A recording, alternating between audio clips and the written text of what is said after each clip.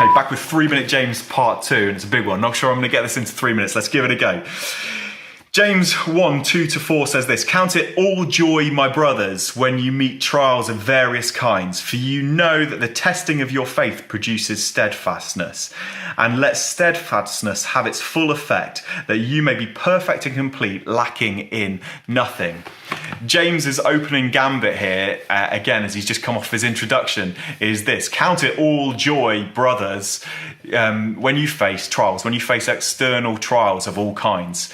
I don't know about you, but trials are not my idea of joy. Being on a mountaintop and looking out at the view is my idea of joy, something that causes me to rejoice. But sickness, but bereavement, but persecution, isolation, failure, disappointment, they don't bring a joy response in me. Yet James here is clear. He says they should bring about a rejoicing in me. And he tells me why. He says, because in these trials, my faith is purified. My faith is purified. In trials, you see, imperfections in my faith are shown up. Doubts come out. I will ask questions like, God, could you really let this happen? Or will you really come through for me, God?